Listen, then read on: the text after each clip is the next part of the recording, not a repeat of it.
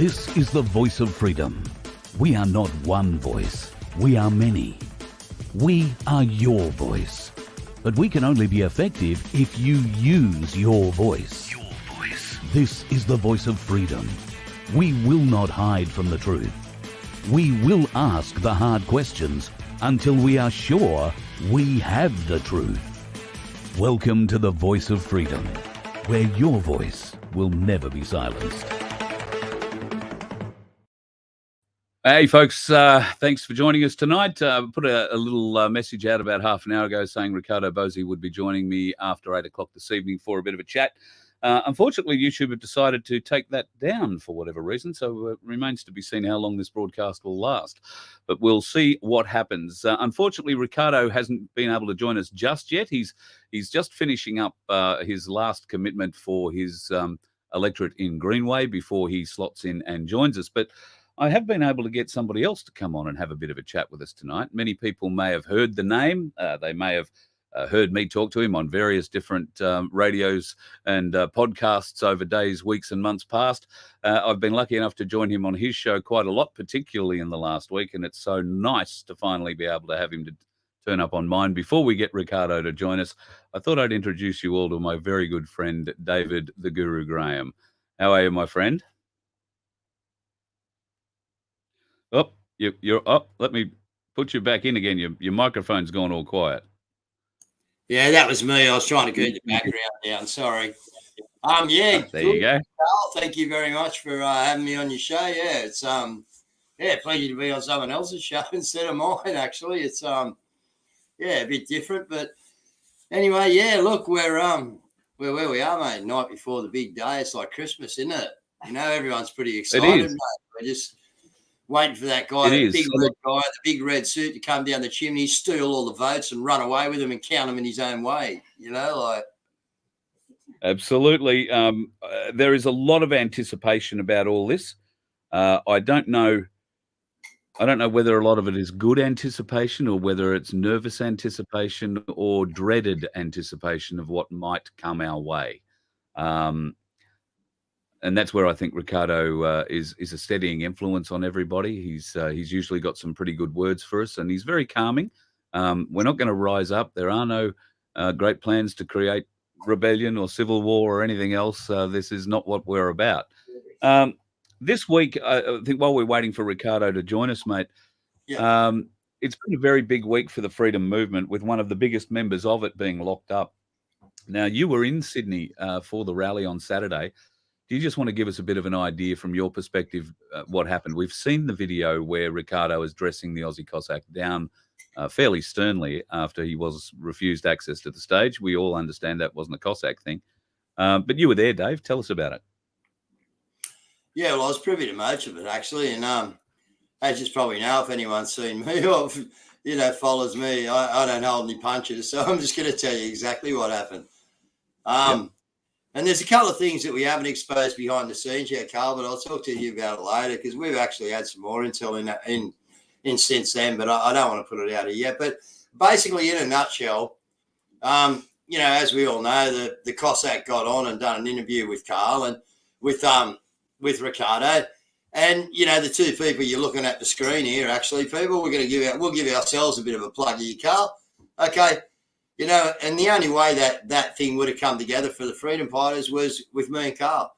Okay, with me having such a good relationship with Bosi and Carl having such a good relationship with the Cossack, because everyone knows that me and the Cossacks' relationship wasn't that great until last Saturday. And we've actually, we've had a laugh. I've been on his live stream and, we can talk about that in a minute. But look, the man himself is getting ready to join us, so let's not mess around. We'll bring him in. Good evening once again. Thank you for your service, Sir Riccardo Bosi. Thank you very much for joining us. We've got about 250 people who've logged in to see just how you're looking at the end of a long campaign. Thank you, sir, for joining us. Oh, mate, absolute pleasure. Gentlemen, good evening. Lovely to be here. Good to see you again, David. How are you, mate? Yeah, I'm well, Rick. How are you, mate? Yeah, good to see you. Yeah, you look good, mate. You got a definite aura about you there. You're looking pretty happy and content, aren't you? Absolutely. I was just thinking, if I get elected tomorrow, we're going to be needing a new Governor General, and I was wondering if you were free for an interview, Dave. We could probably, as long as it's live on air, so I can get all the questions that anyone wants to ask me out of the way first before we step into the position. Rick, no Gee, problem. that's not a bad idea. I like that a lot. That is very, very cool. The people get to have a bit of a, poke you in the chest, see if you're a blow-up doll or the real deal.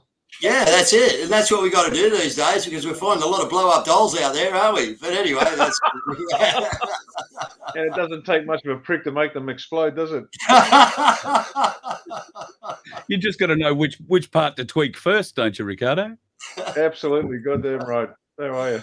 So it's been a huge week for you. I don't suppose you expected quite the drama out of the rally last weekend. A lot of people have been claiming that you and the Aussie Cossack have got huge problems after that short piece of, well, let me just say, direct speaking that was that you had together.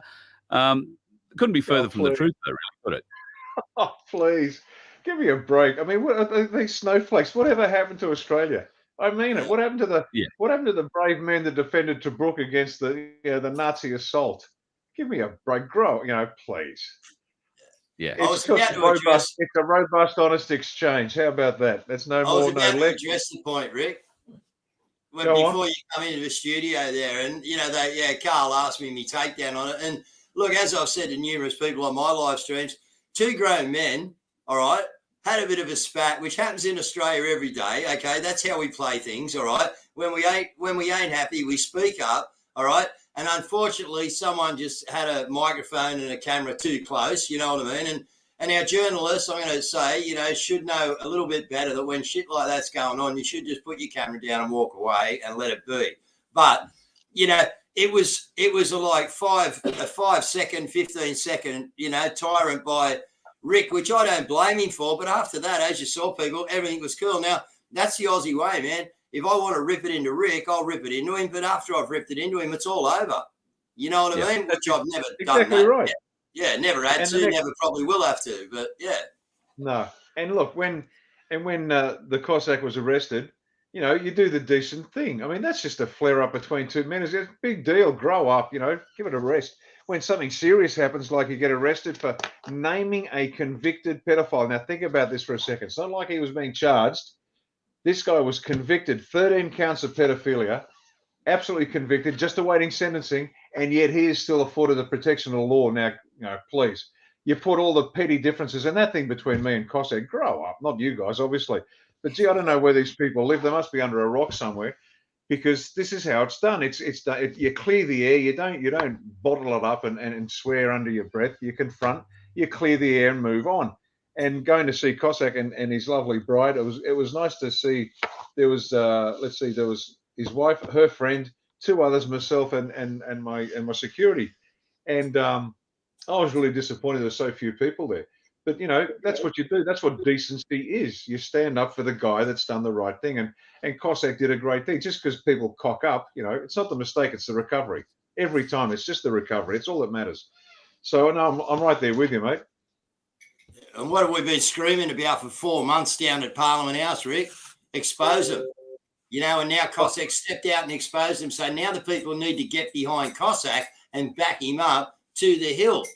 Okay? Because we've all been screaming the same song. All right? Someone's gone and put their foot over the line and done you a favour, right? And open up the conversation.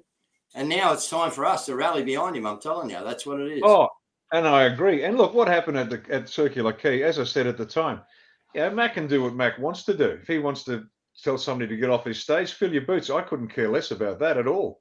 But as I said, it couldn't have been better. It could not have been better arranged if a white hat had directed traffic, let's say.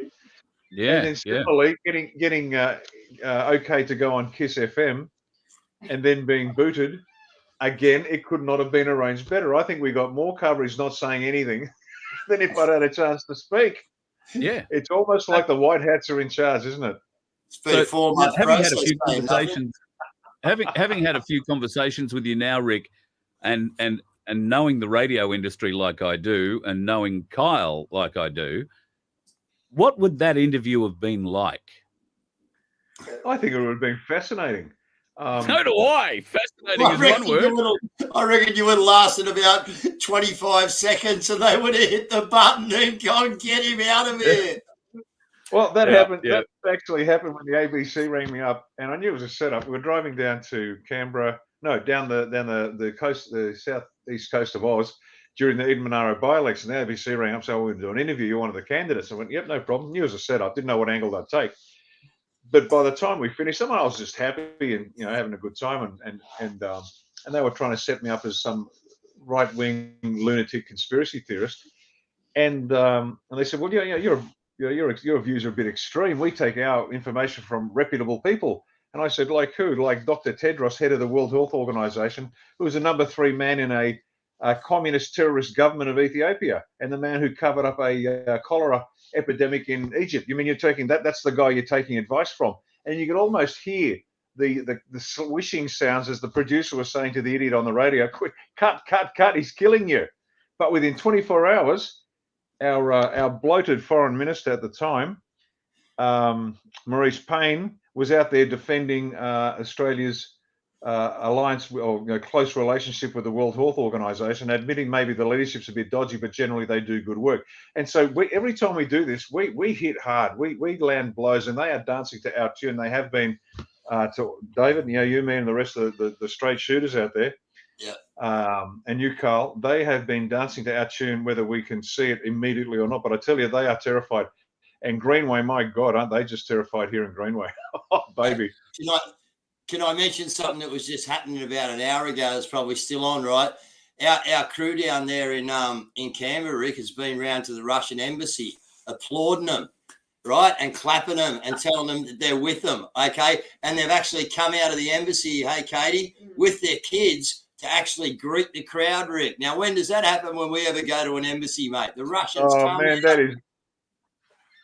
That is brilliant. That is just so cool. I'm glad the lads are keeping it up. Well, usually across the road, there's all these tools with Ukrainian flags every day. So the guys have gone there at 6 o'clock, around 6 o'clock tonight, turned up and started applauding the Russians and thanking them and telling them we love them, you know what I mean? And they've come out of the consulate to greet us. Oh, that is excellent. Oh, man, we should have done that while we were down there. It would have been fun. Yeah. Riccardo, what is the feeling in Greenway now that you've been on the streets now for 6 weeks or so? 4 or 5 weeks, I suppose, out there in earnest. I'm getting reports all over the country, and in fact, Neil Mitchell on 3AW in Melbourne yesterday came out and castigated Victorians as being the rebellious state because it looks like neither Labor or Liberal could form a government based on the polling results coming out of Victoria. And Neil's shocked; he doesn't understand why or how that could be at all. So, what are you hearing from both your candidates and from you? If Neil took his head out of his backside, he could probably see a bit better than he currently does. But what's happening? It's brilliant. Now, there's two sides. There's an upside and a downside. I'll give you the upside first. The morale. Now, I've been speaking to our independent candidates around the country, and they're getting the same message. So this isn't just Greenway, and it's just not Bosi. This is happening to Maddie in Barker and Vince Panel and all around the place. They're getting the same message, and this is what's happening. First of all, certainly in Greenway, they cannot understand how an independent is out recruiting volunteers at the booths, because normally the independent stands there with his wife, pathetically trying to get how to votes out. But we have more volunteers than Labor and Liberal put together, and it's just fantastic. I mean, that's the level of energy, and the major parties cannot believe an independent could turn up with this number of people. The second point is we've had a number of volunteers go from the other parties. We'll hand out yours as well, thanks, mate. And so they're actually handing out how to votes. We don't need the help, but they're doing it. We've had volunteers say, that's it, I'm changing sides, I'm handing out your how to votes now. So they take off their red shirt, and they've been Labor. They take off their shirts and they start handing out our stuff because they are defecting to us on the ground as the pre-polling was happening. What else? Yeah, we had one candidate, and I won't say which one.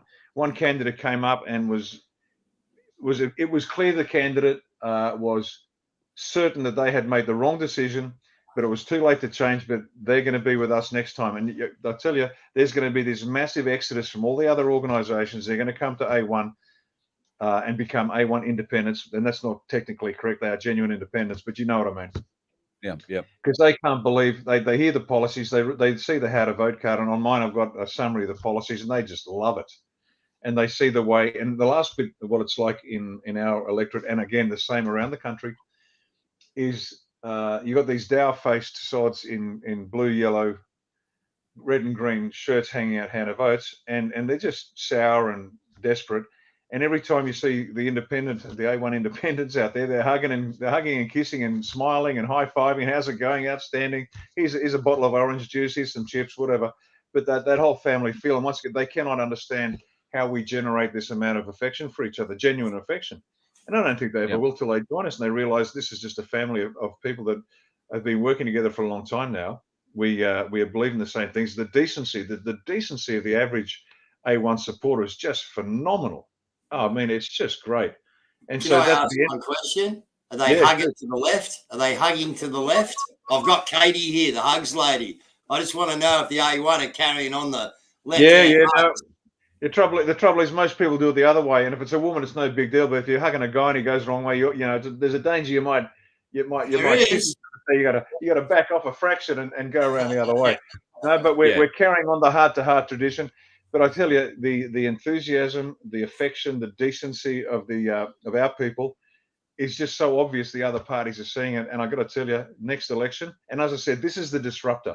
We're not expecting massive results here. This is just a toehold on the beaches of Normandy. But the next one after this, and it's going to be sooner than everybody thinks. I got to tell you, there'll be one game in town, and that's being an A1 independent, because they are genuinely enjoying the fact that we have our bi-weekly sessions with the candidates to help them through technical questions, what to do here, what to do there. The impression we're getting from others, LDP, UAP, you name it, they basically got hung out to dry. Yeah, you're the candidate, see you later, bye. No help, no assistance, nothing. We, on the other hand, we're helping us through as much as we can. And it's, excuse me, that never stops here.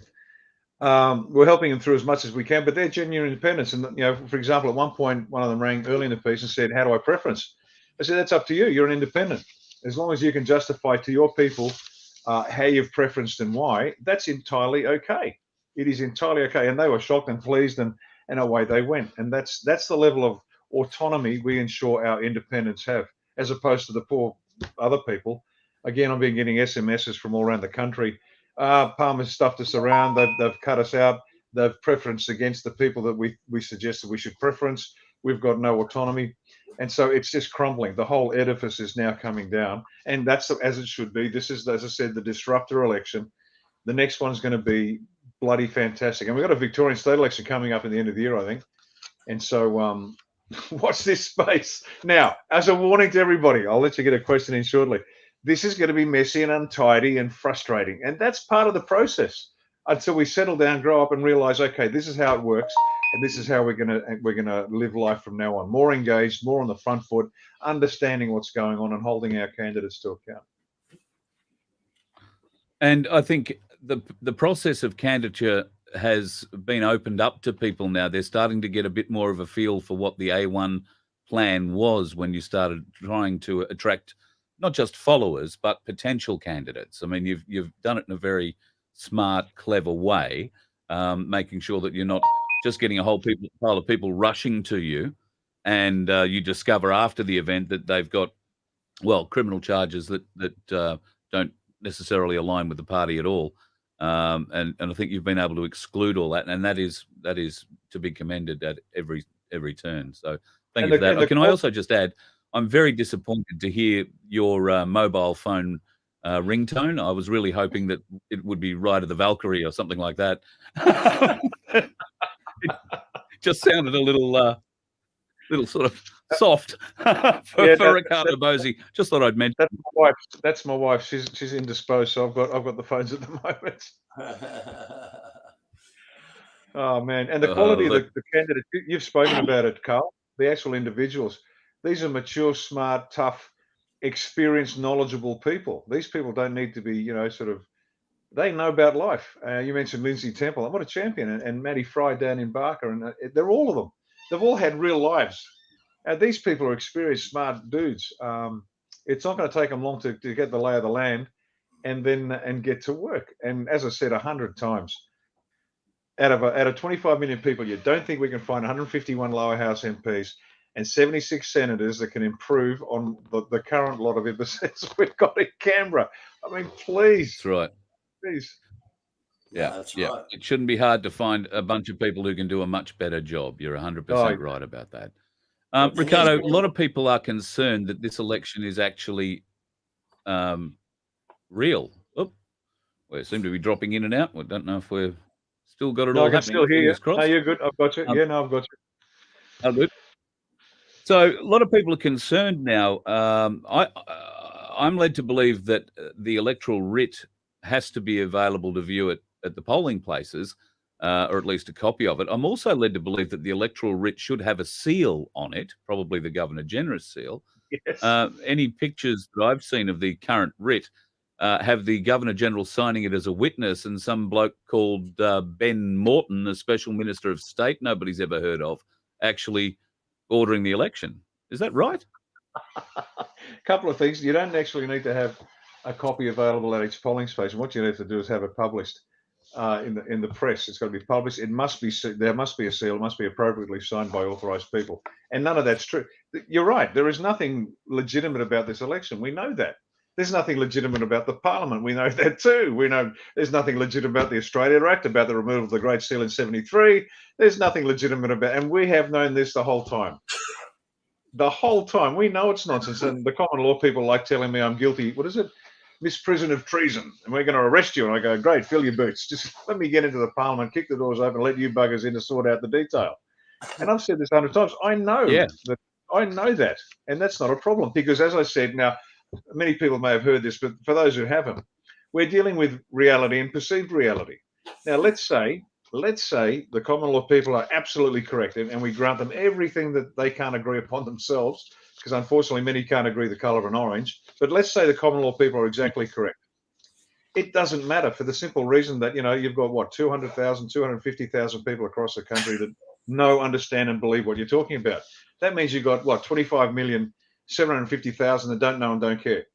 And it'll take you a month of Sundays to explain it to them. And so what's important is this election, and other people might be right and I might be wrong. And I've said this the whole time. We come up the west slope, somebody else comes up the east slope. Whoever gets to the top, 10 out of 10, well done, you win.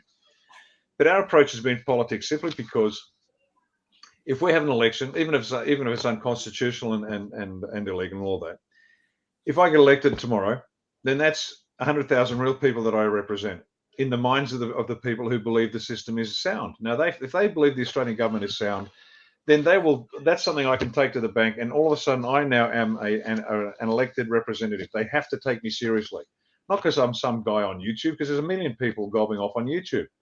But the moment one of us, any one of us, Craig Cole, Dominique, anyone, Matty Fry, Vince Pennell, all these guys, as soon as one of them gets that elected status, legitimate or not, in the eyes of the Constitution, 25 million people will look at that person and go, yeah, you're a senator. Yep, you're a lower house MP. They have to take us now seriously. And that's what leadership of this freedom movement needs. It needs that public legitimacy, if that makes sense, because we haven't had that. We've had this movement of, some well-intentioned people and some quite deceptive and disingenuous people trying to split it. And so it looks a bit messy, and that's fine too. That's revolutions. Revolutions are always messy. At least this one's peaceful. But once we get somebody into Parliament. What I've noticed, Rick, is we've actually got some street fighters in there, mate. That's what I see with the A1 people. You know what I mean? They've actually, and I say street fighter, not as in being violent. You know exactly what I mean. They're street-wise. They've grown up, as you said, Rick. And they're the people that are going to be able to get in there and actually do the damage, right, which needs to be done. Okay, but yeah, we're seeing even Dean McRae, street fighter.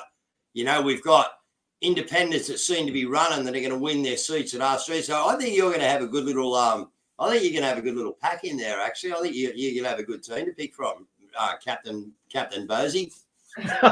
Oh no, I'll be one of the crew. But I think you're right, Dave. There's a possibility that we're going to get enough independents in there to stop Liberal Labor from forming government. And which would be spectacular. Yeah, it will. It's not going to be pretty, but it'll be a lot of fun. But then the real game starts, doesn't it? You're going to have, let's say, and I've got a feeling we're going to get between 60 and 70 independents in there. Now, if that happens, then at the lower end of that number, then clearly a coalition is going to need to be formed with one or the other. Now, how do you decide, and how will the power sharing work in such an agreement like that? Clearly, the major party will keep the prime ministership, if you like, and probably most of the cabinet positions. Will the independents be able to fight for cabinet positions? That's what we really need, because that's where, well, the little stories are made up and churned and turned out to us then. The secrets are all hidden in cabinet. Is there a chance that our independents can get in there? Well, we've been very clear on this from the get-go. Our job is not to get our snout in the trough for 3 years and negotiate with anybody. Our job is to prevent either party from forming government, not in an anarchistic and thoughtless way. But this is a way of saying to the people, because here's what happens. Imagine, and that's interesting you mentioned 60, because that's plus or minus not too much of a degree of error that we've been looking at as well. There's going to be a big chunk of us in there. And it's going to be, and people, and watch the media squeal and carry on like stuck pigs, and we don't care. Go suck at 12 gauge. That's what the media should do, as far as I'm concerned. But what's going to happen is this: some might try to, some of the independents will go along, the bogus independents, like the Climate 200 mob and people like that. They might try to provide guarantee supply for one of the two majors to give them the 76 seats they need plus a speaker. That's not our job. It's never been our job. Our job, as far as anyone's concerned, we've said this publicly, our job is to prevent them from forming government in order to clean up, get rid of the two objectives, get rid of the COVID mandates, and the second part is to clean up the electoral system in order to make sure we get a free and fair election, because this is the disruptor. So imagine you've got 60 odd independents using your numbers, and let's say there's enough there to prevent either Liberal or Labor from forming government, and our objective is to hold them to account, not hold them to account rather, is go back to the polls, and then we can have another election, and we're slowly going through this messy process. Now, I reckon Liberal and Labor they'll form a Liberal-Labor coalition rather than allow that to happen. And then the last shred of camouflage will have dropped, and the people will realise that the Liberal-Labor are two wings of the same bird. That is a major achievement for us as a group of individuals. Whatever the personal pain that the population might feel about having to go back to the polls, please, we're saving the country, and you have to vote twice in 3 months. What a tragedy. I mean, people died for this freedom that we're not, that we were gifted. We never earned, it was gifted to us. And so, no, we're not going to form government with anybody. Our job is to reveal the truth of what is going on to the point where the people realise it's Labor, Liberal, National Green, and you can throw UAP in that as well, has been destroying the country.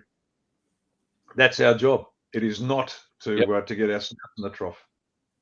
So a lot of people are going to be then wondering what comes after that. So once you've got in, you're able to expose the bastardry, the lies, the obfuscation, pull back the curtain, so to speak, show us the wizard. What is going to be that next step? All right, let's say we've had the election. This election coming up, there's enough of us in there to force another election. That'll be a cleaner election, not a clean one, but a cleaner one. But depending on what can happen, we might have this executive council, which is the correct terminology, not a cabinet, but an executive council under the Governor General to do what's got to be done. And we agree as a group that what's got to be done is remove all the COVID mandates and clean up the electoral system to allow a free and fair election. Give us 3 months to do that. I don't think the people will buy that. I really do. They will buy it. Yep. And then we can go to this election and say, look, we're in a caretaker mode. No major policy decisions are taking except for anything to do with COVID. And away we go. So just bubble along as you like. No change. And we tidy it up and we go to an election. Now, what happens after that? Look at this document here. 2 years' work. Australia One policies. Yep. Now, I want to talk about one, not as an advertisement, but to show you how much, as evidence of how much the Australian people have been stitched up in a way that's going to resonate with everybody. Tax. Now, I've said many times that we've got this 2% expenditure tax plan, and people laugh and go, 2% expenditure tax, how can you possibly raise enough money to run the country? Because we're in deficit every year anyway, and you're a bunch of loons. And I go, really? Well, here are the numbers, and the numbers come out of the RBA, okay, the Reserve Bank of Australia. So bear with me. I'm going to read the numbers. I want to get it right. Now, the reason I'm telling you this, So people will understand how much has been ripped out of their pockets for decades and why they can't afford. Let me just change the light here a fraction. There we go. Excuse me. Now, people can replay this and get the numbers, but here we go. Get a pen and paper ready. Commonwealth and state spending in 2018, and we'll just use 2018, 2019 numbers. Commonwealth and state spending was $735 billion. 735 billion, that's our spending.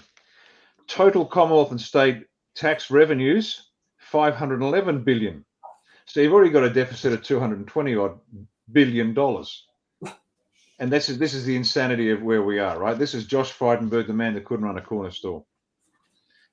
God. Now, the 2% expenditure tax, and let me tell you which taxes we can get rid of. Watch this. You ready? There will be no personal income tax, no capital gains tax, no corporate tax, no trustee liability tax, no goods and services tax, no property tax, no stamp duty, no luxury car tax, no payroll tax, no fringe benefits tax, no superannuation tax. All gone. Zip. You earn $1,000 at work a week, you get $1,000 in your hand every single time. Now, the total value of electronic, that's non-cash payments in 2019. So this is money that gets transferred. People are doing business every day, right? And money goes from point A to point B. Expenditure. That's $255 billion each business day. So each business day, $225 billion goes backwards and forwards, non-cash transactions. Wow. There are 251 working days in that year, 251. Now you multiply that many dollars by 251 and then take 2% of it, because what we do is we take 2% out of anybody's expenditure, not profits, expenditure. And that comes up to a total of $1.3 trillion in revenue. $1.3 trillion in revenue. Now, if our expenditure was 735 and we're pulling in 1.3 trillion, we've got in excess of 500 billion surplus every year. Now, how is that possible? And this isn't Babylonian money magic like we've been stitched up with for the last 10,000 years.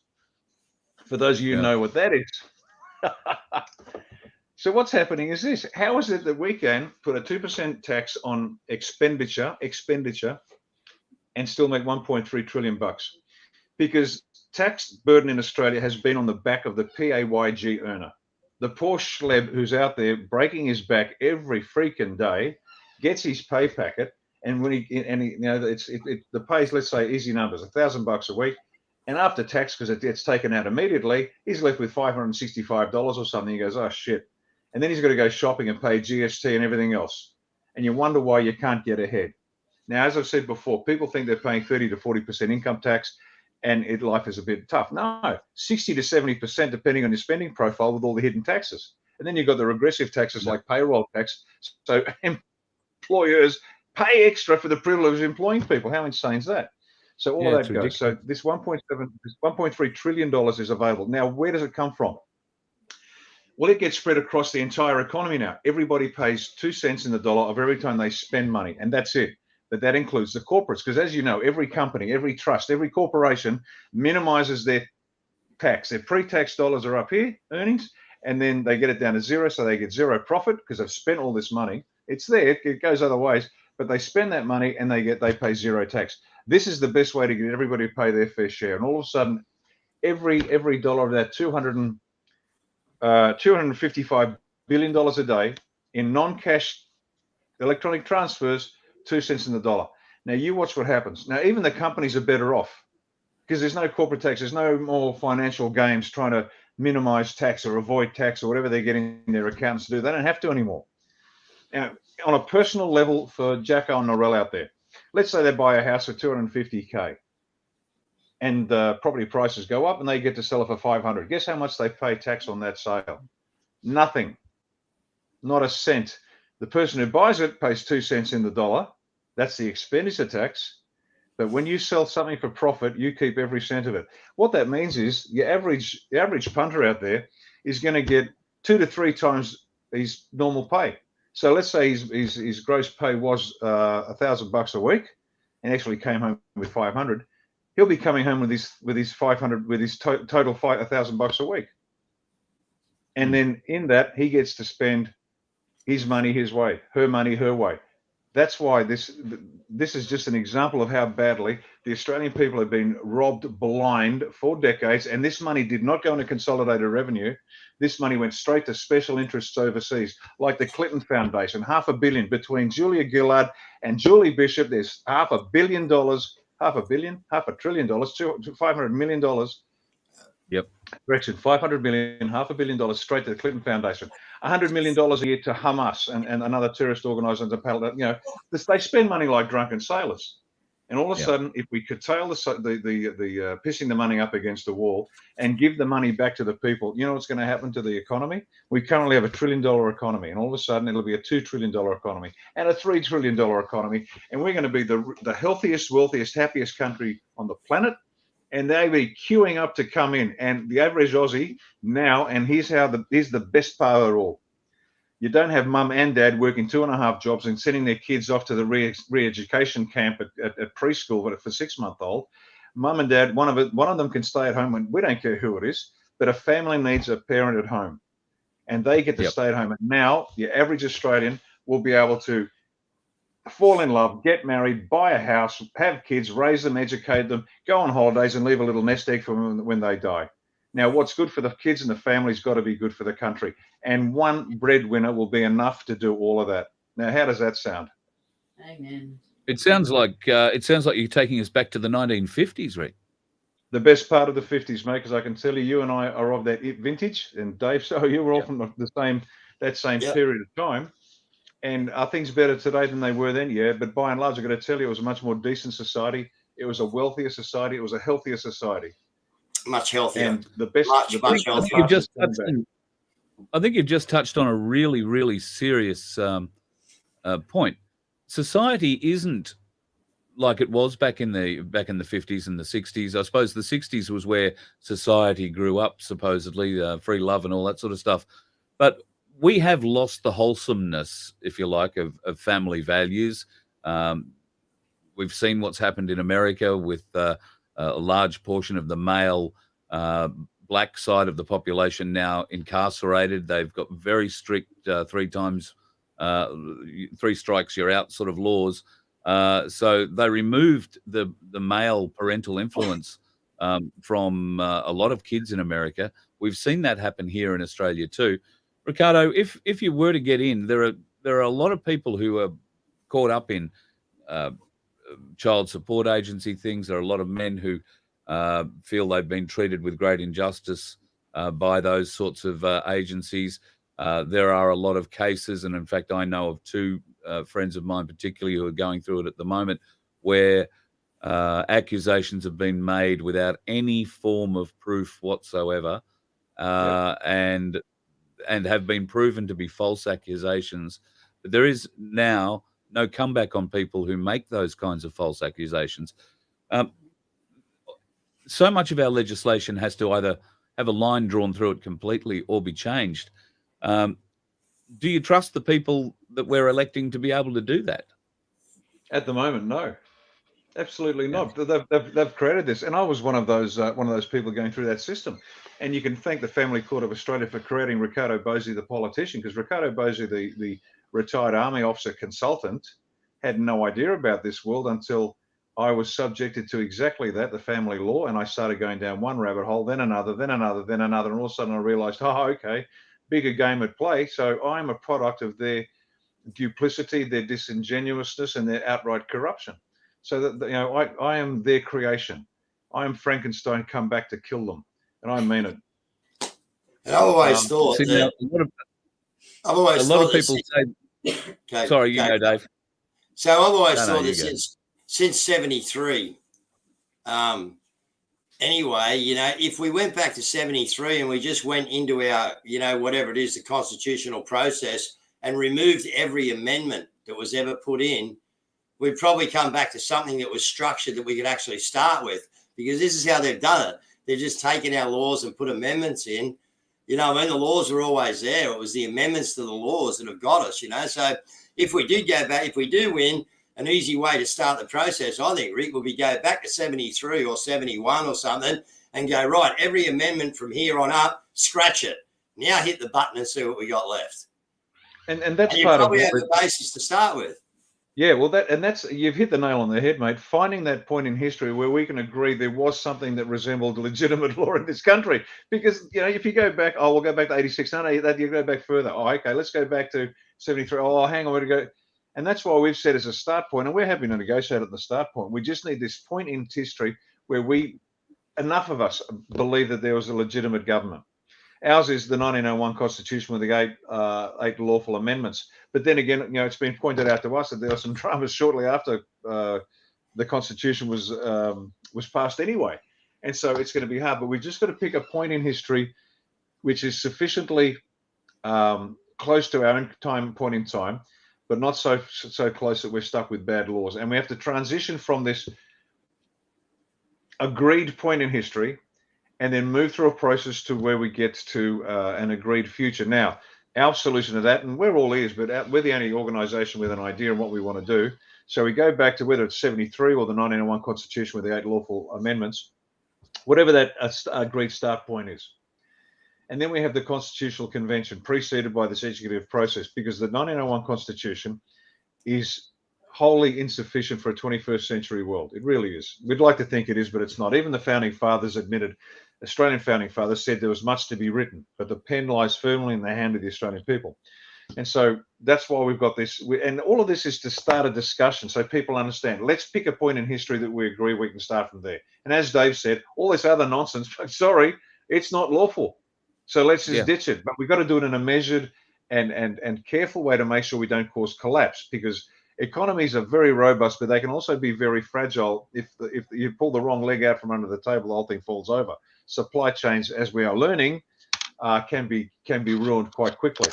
So we have this agreed start point where history starts, or where we can start, and then we move forward. But we have this Constitutional Convention, a genuine one, a serious one. And I got a warning to everybody: if any politician is in favour of one of these options, don't go for it, because the politicians always pick one that suits them, like they did in 1999, where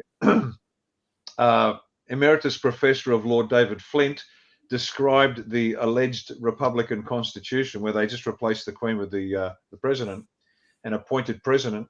He said quite rightly that the Prime Minister could more easily sack the President than he could sack his own driver.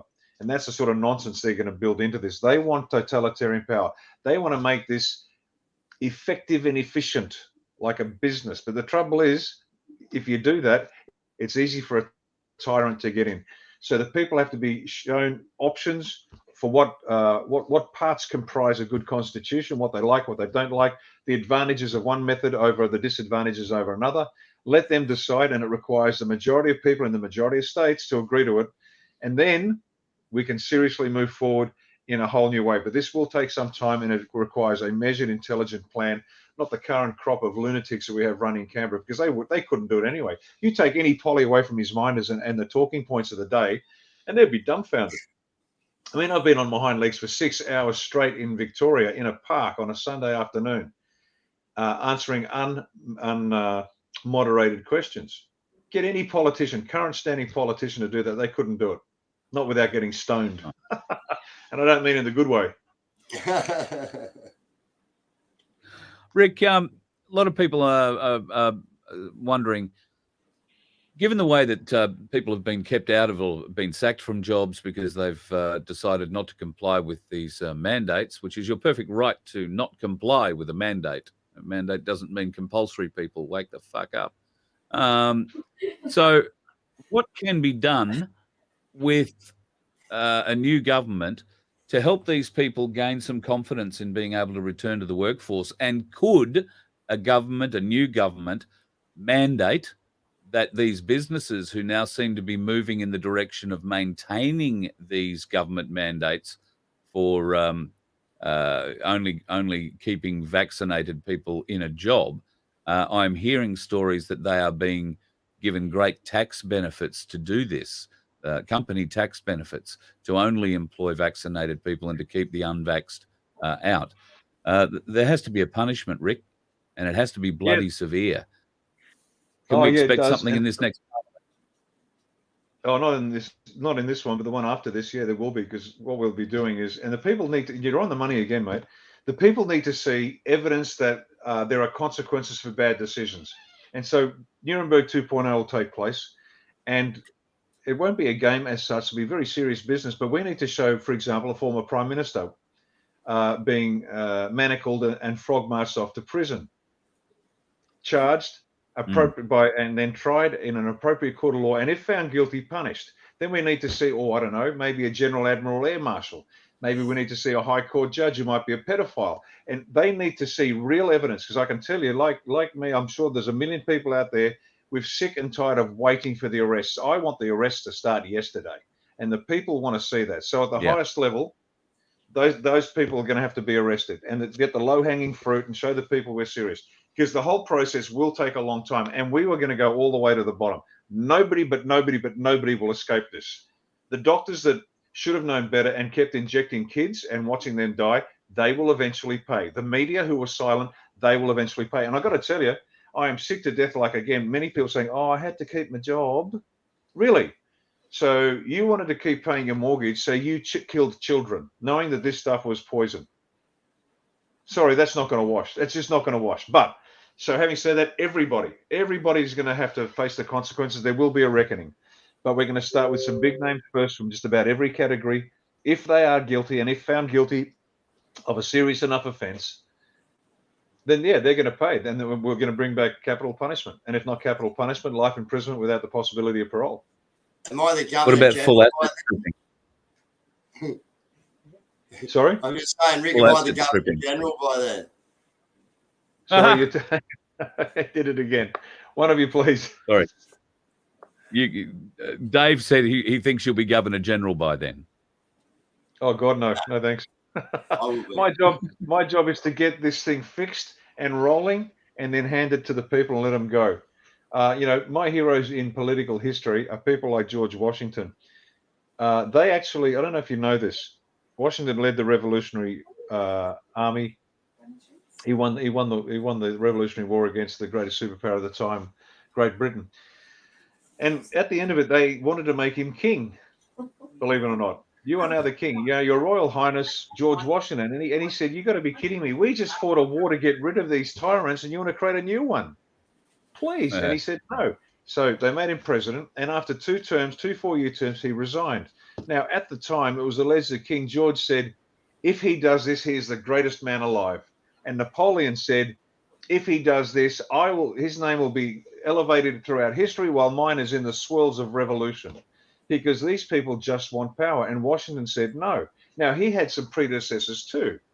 Cincinnatus in ancient Rome, who was called in, saved Rome, and they wanted to make him the emperor. He said, no, I'm going back to my farm. Thanks very much. I've cleaned up the mess. These are my heroes. And if you want to know something about a man or a woman, find out who their heroes are.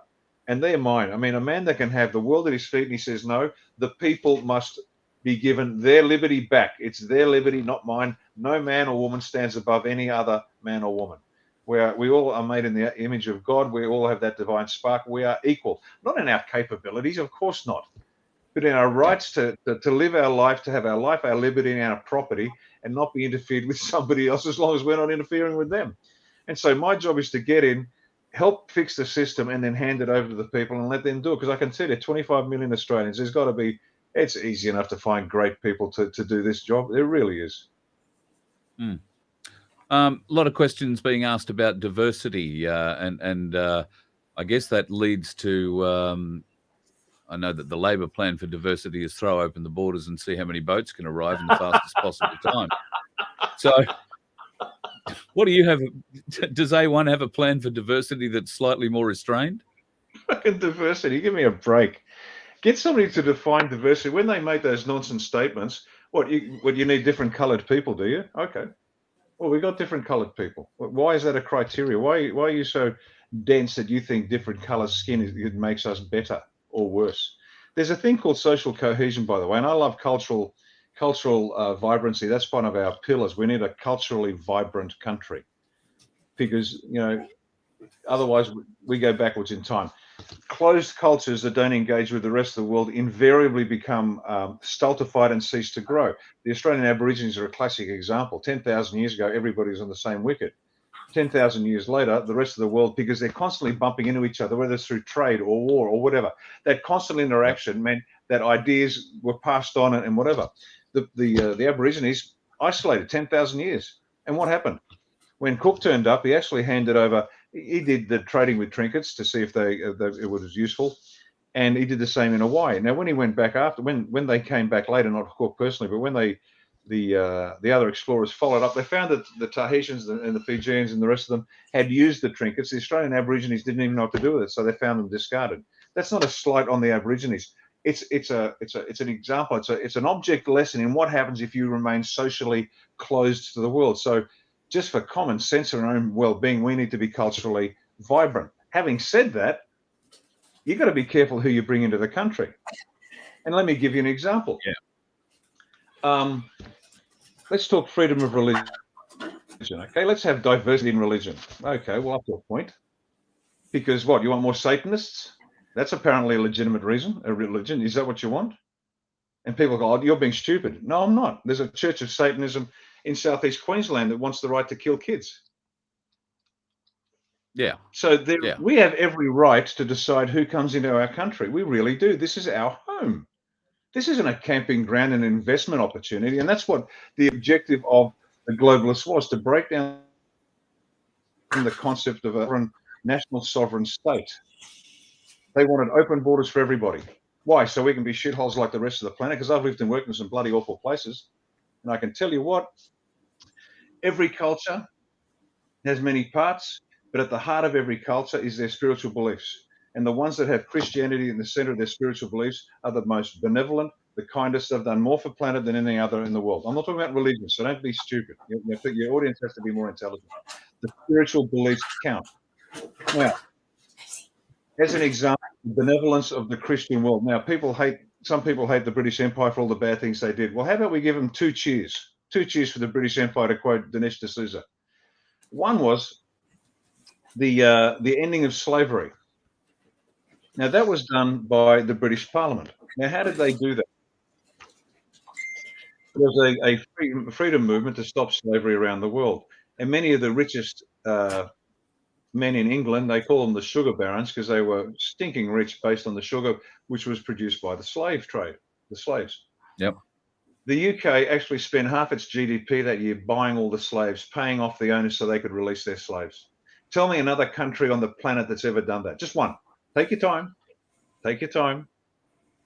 And the reason for that was because the Christian ethic that went through a series of individuals, British politicians, that decided we cannot tolerate slavery, we will end it globally. And they did. Now, that's the sort of people we want in Australia. Do we care what colour they are? Absolutely not. I've got some good friends, black as the ace of spades. They come from Kenya, but they're good, solid Christians. Now, let's just bear with me here. Just indulge me for a fraction. When we meet someone, we see their skin colour. That's the first thing we see. Or do they look like us? Their physical attributes. And this is where the asinine racist lives. Oh, you're black, I don't like it. Well, hang on. You put a black guy and a white guy side by side at a footy match and they're both cheering the same team. Then there's an emotional connection. They look at each other and go, you look different, but fuck, we're both for the Swans. Great. And you cheer and there's that emotional connection. There's the next level. There's a mental connection when you actually start thinking the same way. Yep. You go, right, I get this guy. And all of a sudden the color doesn't count anymore. Even the emotional bit is of less importance because you're thinking. Then you get the next level, the fourth. So we've gone emotional, physical, emotional, mental. Now we go psychological. The psychological profile is the basis of how you make your decisions, which is what you value, what you don't value, how you consider it. So all of a sudden, those first three now don't matter anymore. What they look like doesn't matter. What you feel like, what they think like. Their psychology melds with ours because we have a similar basis to it, and we understand the same values. We love and hate the same things, and there's a coherence there. And then there's the last one, and the last one is your spiritual values. And once the spiritual values are in alignment with each other, the first four doesn't matter at all. Now, the idiots who say, "Oh, we want diversity," which means black people, or it means fucking different religions. They're just so childlike in their thinking. They cannot describe it. They're talking about what you look like and that sort of stuff. What we're talking about is social cohesion by a group of people who have the same value sets. We don't care what color they are. We don't care what religion, God they pray to. And I mean it. But You need cohesion, and you need vibrancy.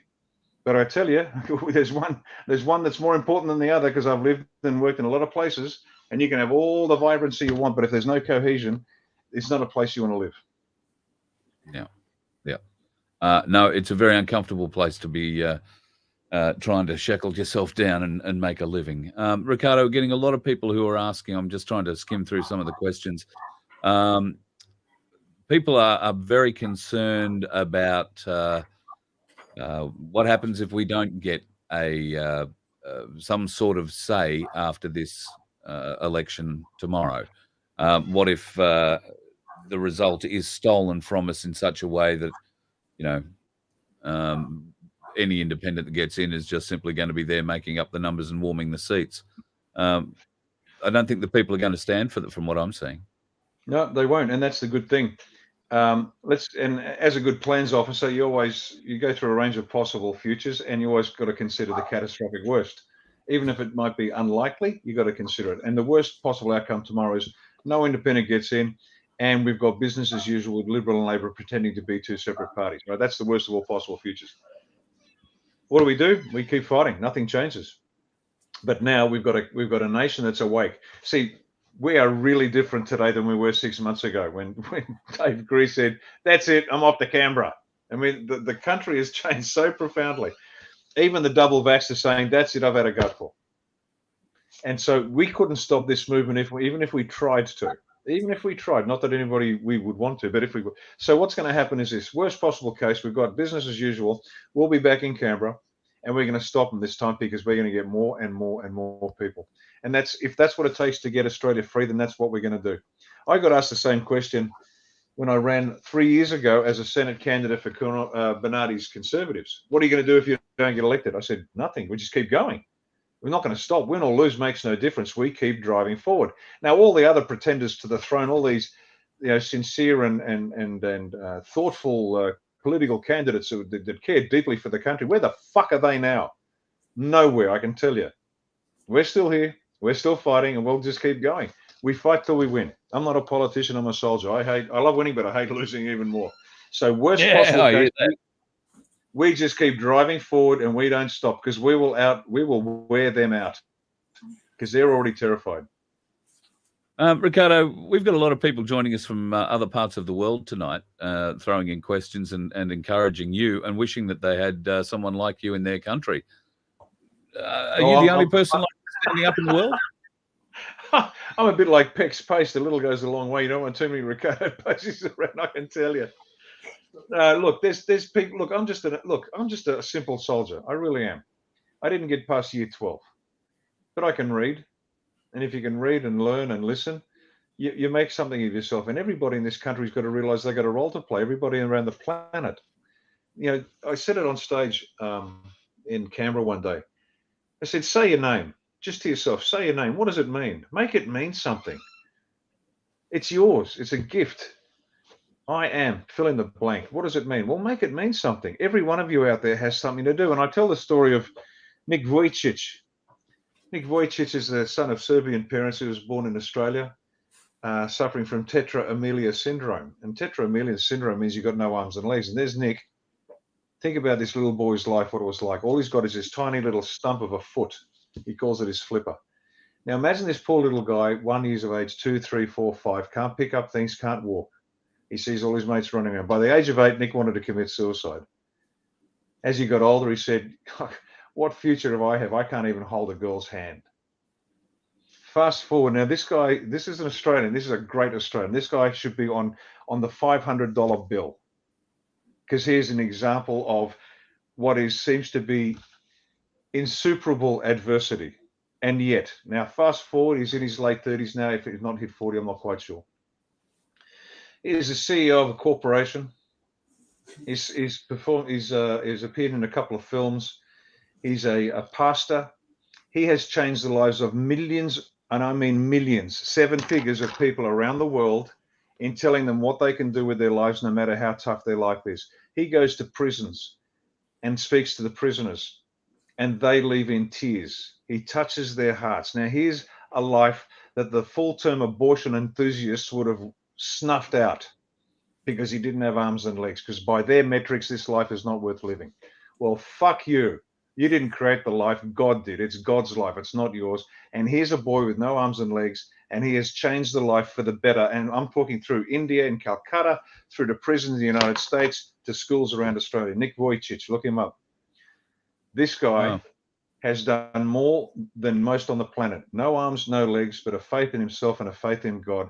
And that's what we need. And that's the message to everybody on the planet. Look, we've all been given gifts.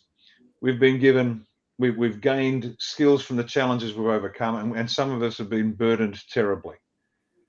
It's what you do with that matters. Not the cards you dealt, the way they're played, not what you inherit, what you do with your inheritance. This is the simple message of A1. Every one of us has a potential beyond our understandings. And all we got to do is trust that we can get there. It'll take time. Shit, it took me 60 years to find myself. It's okay. Yeah. Every one of us has a job to play. Every one of us. Oh, just on that before I go, do yourselves a favor tonight, ladies and gentlemen. Get online. You can watch it for free. It's called Butterfly Circus. Nick Vujicic is in it. And I tell you, at the end of that, you'll be in tears. So get the Kleenex box. Gentlemen, I recommend you do the same, because it's going to hit you harder than you can imagine.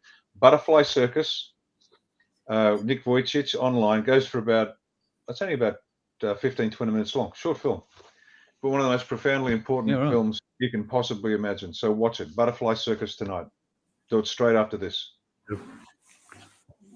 Rick, you've been on for an hour. It was an hour I didn't expect you'd give me on a Friday night at the end of a very long election campaign. I can't thank you enough for joining me, and the Guru Dave for coming on and having a chat. It's nice to see him on a real channel again now. I don't know how long I'll be able to stay on now that I've had him, though. They'll probably ban me that now they've seen your face, Dave. Yeah, I'm a bit of a censor bomb at the moment. I'm really getting hammered. But anyway, that just means that, we're there, guys, aren't we? Hey, we're over the target. Yeah, we're over the target. We're pretty close. So, Riccardo, I can't let you go without asking if we can get something from you. Maybe come and join us one day next week after the result. We know what the lay of the land is beginning to look like. I think people are going to be very interested in hearing your perception, your thoughts going forward as you head, hopefully, to Canberra to be one of the voices for us. You'll be one of the few people that gets to interview the member for Greenway, mate. The mainstream media can get stuff. There's you, there's Maria Z. I think that's about it. Oh, well, the Aussie Cossack will be finding it a bit hard at the moment. They won't let him take his mobile phone into the cell. But speaking of that, let's just touch on the Cossack again. We wish him all the best in the fight ahead, and we are trying to support him with our postcard campaign. Send a card to the Cossack. So if you are, and I can even put the address up, folks. If you are remotely interested in raising the Cossacks, thoughts and feelings, I guess, at the moment, because he's not terribly chuffed with where he is. I'll put up the postcard. There you go. Send the Cossack a postcard. Simeon Boykov at Private Bag 144 Silverwater, New South Wales 1811. And we'd love to see the corrective services delivering bags and bags of postcards every day to the Aussie Cossack in jail. Oh, I think that is an outstanding idea. We'll put that up on our social media. We'll get as many A1 supporters to do that. Well, let's flood. Where is he? Silverwater? Did you say? Yeah, Silverwater. Yeah, okay. Let's flood Silverwater with so many letters I don't know what to do. All right. Well, I'll send you the postcard graphic, mate. I think you probably own it anyway. It was made by one of your staff. So, there you we'll go from there. All right, Rick, once again, thank you very much for joining us, and Dave, you too. Listen, all the best for tomorrow. I know all the hard work's over and done now. You've just got to go out and shake the babies and kiss the hands tomorrow as the voting continues. So all the best for that, and all power to the whole team, everybody on the A1 supported team, and every independent who is standing, and every true independent who is standing. Not somebody who's standing so that they can pass their votes on to Labor or Liberal or the majors. Every true independent, you have our support. We will keep supporting you. and you've got people like Riccardo who are just waiting for you to come and join him, hopefully in Canberra. It would be absolutely marvellous to see. I can't wait. Oh, I've got to do one last piece, if I can, just very quickly on the election tomorrow. There's been a lot of talk about what constitutes a legal vote for the Senate, and the AEC personnel will tell you it's 6 above the line or 12 below the line. And I've been saying, well, that's true, but there's this concept called vote save, where 1 above the line or 6 below the line is a formal vote. And now we've been headbutting AEC stuff all day, and we've validated this with the AEC. One box above the line or 6 below is a valid vote. It is a formal vote. It will be counted, despite what some of the YouTube loudmouths have been saying. Now, what's the importance of that? Well, when I was calculating for how I should recommend voters vote for the Senate, I went through and I trickled down all the preferences to see where a vote for a particular individual might go, and it all ends up with Liberal Labor. So they want you to put 6 above the line, because you are forced now to vote for people who will preference them, and eventually they get the quota, and you'll end up with a normal Senate. And what I'm saying is vote 1 above or 6 below only, because then the vote exhausts. You will not be forced to preference Liberal Labor. And dear me, so sad, Liberal and Labor might miss out on their standard 4 seats in the Senate out of 6 available. So it's legal, it's lawful, it's formal. We've checked with the AEC 100 times. Ignore the wannabes on YouTube that don't know what they're talking about. 1 box above the line, 6 below, it's a formal vote. And guess what? Liberal and Labor can go to hell. Amen. Yep, and hopefully we can send them there tomorrow. That'd be bloody awesome. Gentlemen, thank you very much. Riccardo, all power to you, and I can't wait to talk to you next week as we chew over what the result of tomorrow is going to be, and a very exciting future, I think, facing us all. I'm very excited for it. I might be a bit overly optimistic about how many independents are going to win seats, but hey, listen, you've got to talk the game up, haven't you? Absolutely. And just get a quick plug in, Carl. Tomorrow night, we're going to, Kaz and I, if she's better, we're going to run a rotating vote from the ABC. We're going to actually live stream it, put the volume down, and we're going to actually have people ringing in and coming in. So Carl and a few others, but there's a couple of people that are coming through the night and have a chat. And we're just going to watch how the vote goes, Rick, so we can actually, be right on top of it and record the vote coming in. We'll find some funny clusters coming in there probably, and we'll be able to have a look at that. So, that's what we're going to do on my channel. Okay, cool. We'll certainly be doing that.